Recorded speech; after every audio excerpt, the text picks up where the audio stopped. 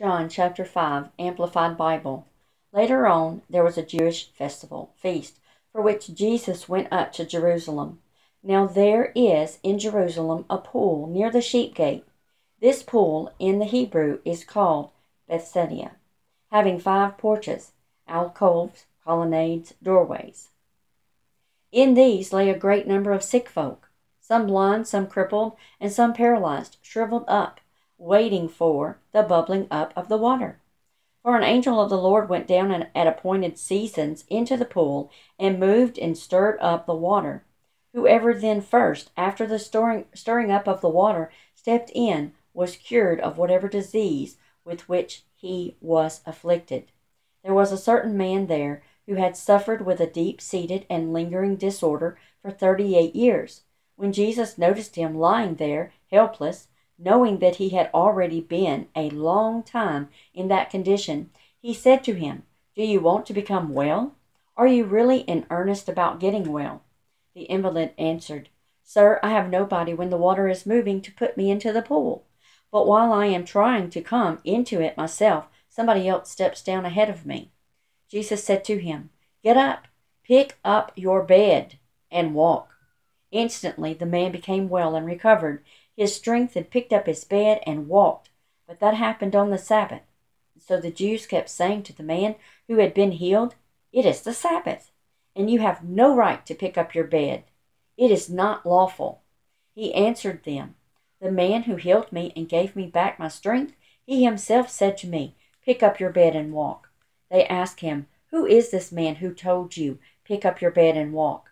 Now the invalid who had been healed did not know who it was, for Jesus had quietly gone away, had passed on unnoticed, since there was a crowd in the place. Afterward, when Jesus found him in the temple, he said to him, "See, you are well. Stop sinning, or something worse may happen to you." And the man went away and told the Jew that it was Jesus who had made him well. For this reason the Jews began to persecute, annoy, torment Jesus, and sought to kill him, because he was doing these things on the Sabbath. But Jesus answered them, "My Father has worked even until now. He has never ceased working. He is still working, and I too must be at divine work."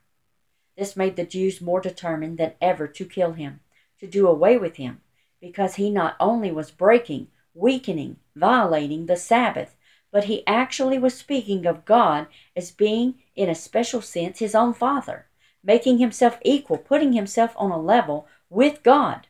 So Jesus answered them by saying, "I assure you, most solemnly I tell you, the Son is able to do nothing of himself, of his own accord, but he is able to do only what he sees the Father doing. For whatever the Father does is what the Son does in the same way, in his turn. The Father dearly loves the Son and shows him everything that he himself does, and he will disclose to him, let him see, greater things yet than these, so that you may marvel and be full of wonder and astonishment. Just as the Father raises up the dead and gives them life, makes them live on, even so the Son also gives life to whomever he wills, and is pleased to give it. Even the Father judges no one, for he has given all judgment, the last judgment, and the whole business of judging entirely into the hands of the Son, so that all men may give honor, reverence, homage to the Son, just as they give honor to the Father. In fact, whoever does not honor the Son does not honor the Father, who has sent him. I assure you, most solemnly I tell you, the person whose ears are open to my words, who listens to my message, and believes and trusts in and clings to and relies on him who sent me, possesses now eternal life. And he does not come into judgment, does not incur sentence of judgment, will not come under condemnation, but he has already passed over out of death into life. Believe me, when I assure you, most solemnly, I tell you, the time is coming and is here now, when the dead shall hear the voice of the Son of God, and those who hear it shall live. For even as the Father has life in himself and is self-existent, so he has given to the Son to have life in himself and be self-existent. And he has given him authority and granted him power to execute, exercise, practice judgment, because he is a Son of Man, very man. Do not be surprised and wonder at this, for the time is coming when all those who are in the tombs shall hear his voice, and they shall come out. Those who have practiced doing good will come out to the resurrection of new life, and those who have done evil will be raised for judgment, raised to meet their sentence. I am able to do nothing from myself independently of my own accord, but only as I am taught by God, and as I get his orders. Even as I hear, I judge. I decide as I am bidden to decide. As the voice comes to me, so I give a decision, and my judgment is right, just, righteous.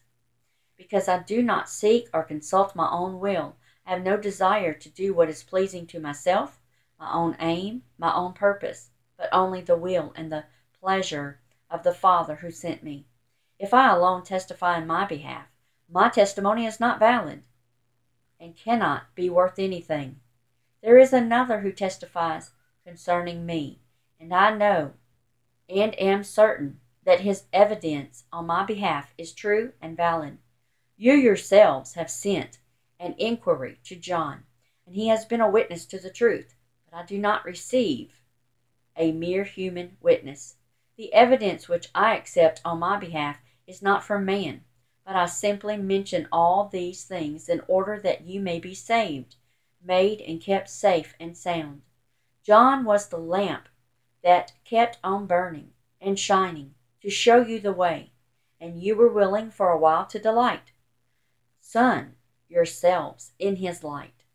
But I have, as my witness, something greater, weightier, higher, better than that of John. For the works that the Father has appointed me to accomplish and finish, the very same works that I am now doing, are a witness and proof that the Father has sent me, and the Father who sent me has himself testified concerning me. Not one of you has ever given an ear to his voice or seen his form, his face, what he is like. You have always been deaf to his voice and blind to the vision of him. And you have not his word, his thought, living in your hearts, because you do not believe and adhere to and trust in and rely on him who has sent. That is why you do not keep his message living in you, because you do not believe in the messenger whom he has sent. You search and investigate and pore over the scriptures diligently, because you suppose and trust that you have eternal life through them. And these very scriptures testify about me. And still you are not willing, but refuse to come to me, so that you might have life. I receive not glory from men. I crave no human honor. I look for no mortal fame. But I know you and recognize and understand that you have not the love of God in you. I have come in my Father's name and with his power, and you do not receive me. Your hearts are not open to me. You give me no welcome.